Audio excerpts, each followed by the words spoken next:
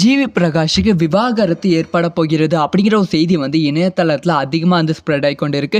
இதை பற்றி டீட்டெயிலாக தான் பேச போகிறோம். அதான் வந்து 2013ஆம் ஆண்டு ஜிவி பிரகாஷ் மற்றும் சைந்தவி 2 பேரும் வந்து திருமணம் செய்து கொண்டார்கள். இவங்க 2 பேர்த்தோட திருமணம் வந்து ஒரு இசையால் உருவான திருமணம் தான். காதல் திருமணம் அப்படின்னு தான் சொல்ல வேண்டும். ஸோ காதல் திருமணம் சமீப காலமாக பிரிவுகளை ஏற்படுத்தி கொண்டு இருக்கு. ஒவ்வொரு மாதமும் ஒவ்வொரு செலிபிரிட்டிஸ் வந்து விவாகரத்து செய்ய போகிறாங்க அப்படிங்கிற செய்தி தான் வந்து இணையதளத்தில் ட்ரெண்ட் ஆகி கொண்டு இருக்கு. ஸோ வந்து தனுஷும் ஐஸ்வர்யம் விவாகரத்து செய்ய போகிறாங்க. சூர்யா ஜோதிகா விவாகரத்து செய்ய போகிறாங்க. முக்கியமாக வந்து தளபதி விஜய் சங்கீதா வந்து விவாகரத்து செய்ய போகிறாங்க அப்படிங்கிற செய்தி தான் இணையதளத்தில் பரவி கொண்டு இருந்தது. சில செய்திகள் உண்மையாகவும் ஆகியிருக்கு, சில செய்திகள் பொய்யாகவும் ஆகியிருக்கு. இப்போ வந்து இந்த செய்தி உண்மையாகுமா பொய்யாகுமா அப்படிங்கிற குழப்பமாக தான் ரசிகர் மத்தியில் அதிகமாக இருக்குது. அது வந்து 10 வருஷம் வந்து அவங்க வந்து திருமணம் ஆகி இருக்கிறது. இந்த ஒரு விஷயத்தை ஜனவரி 22ஆம் தேதி ஜிவி பிரகாஷோட தம்பதி வந்து இன்ஸ்டாகிராமில் போட்டு தன்னோட மகிழ்ச்சியை வந்து தெரிவித்திருந்தாங்க.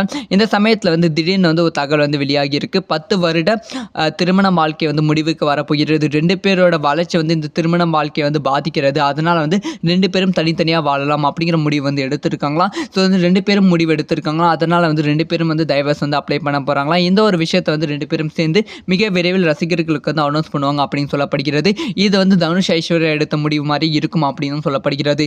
இது வந்து ரசிகர்கள் மத்தியில் ரொம்ப அதிர்ச்சியை ஏற்படுத்தி கொண்டு இருக்கு. இதுக்கான காரணம் என்னன்னா, முன்னணி நடிகர்கள் நடிகைகள் வந்து இந்த மாதிரி விவாகரத்து அப்படி கிளம்பின உடனே வந்து அவங்களே கிளம்பும் போது நாம செஞ்சா தப்பு இல்லை அப்படி சொல்லி அவங்களுக்கு வந்து தப்பான எக்ஸாம்பிள் வந்து நடிகர்கள் கொடுத்து கொண்டு வருகிறார்கள் அப்படின்னு சொல்லப்படுகிறது. இதை பற்றி உங்களோட ஒப்பீனியன் என்ன அப்படி சொல்லி மறக்காம கமெண்ட்